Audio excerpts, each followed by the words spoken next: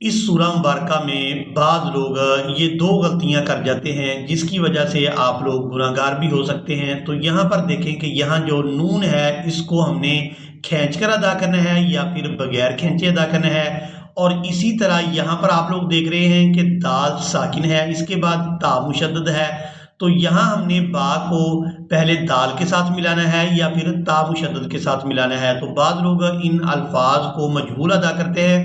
آپ لوگ آج کی اس ویڈیو کو مکمل واچ کریں تاکہ آپ لوگ ان مشکل الفاظ کو اور اس مکمل سورہ مبارکہ کو بآسانی سیکھ سکیں۔ اعوذ باللہ من الشیطان الرجیم، بسم اللہ الرحمن الرحیم،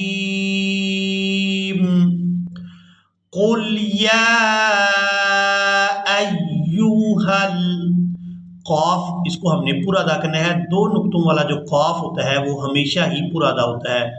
قل یا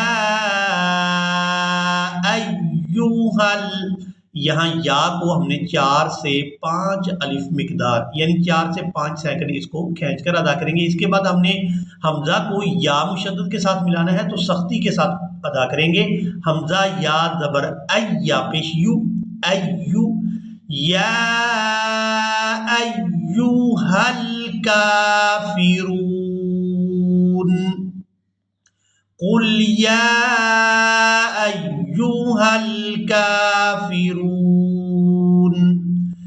لا اعبد، یہاں پر ہم نے حمزہ کو عین ساکن کے ساتھ ملانا ہے، تو یہاں عین کو بھی اس کے مخرج سے صحیح طور پر ادا کریں گے۔ حمزہ عین زبر آ، لا اعبد ما تعبدون،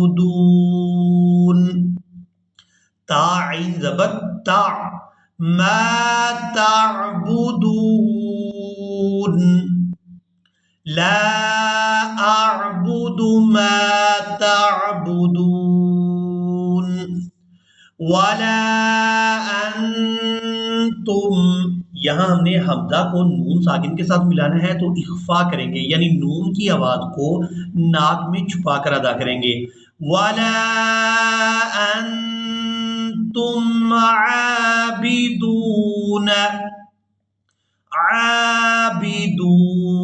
مَا أَعْبُدُ، یہاں بھی ہم نے عین کو اس کے مخرج سے صحیح طور پر ادا کرنا ہے۔ حمزہ عین زبر آ، حمزہ عین زبر آ، ما اعبد، اب یہاں پر ہم نے کرنا ہے وقف، تو وقف کی صورت میں دال جو ہے یہ ساکن ہو جائے گا۔ دال جب ساکن ہوگا تو اس پر قلقلہ ہوگا، یعنی با کو جب ہم دال ساکن کے ساتھ ملائیں گے تو دال کو ادا کرتے ہوئے آواز میں جنبش یعنی حرکت پیدا ہوگی۔ با دال پیش بدھ، بدھ، ما اعبد ولا انتم عابدون ما اعبد ولا انا، اب یہاں پر جو نون ہے اس کو ہم نے بغیر کھینچے ہی ادا کرنا ہے۔ یہ قرآن مجید میں جہاں بھی آئے گا لفظ آنا تو یہ بغیر کھینچے ہی ادا کیا جائے گا۔ حمزہ اور نون اس کے ساتھ یہ الف لکھا جاتا ہے، یہ الف صرف رسم الخط ہے، اس کی وجہ سے ہم نے نون کو کھینچ کر ادا نہیں کرنا ہوتا۔ وَلَا أَنَا وَلَا أَنَا عَابِدٌ مَا عَبَدتُّمْ، اب یہاں پر ہم نے با کو تا مشدد کے ساتھ ملانا ہے، دال ساکن کو یہاں پر چھوڑ دیں گے۔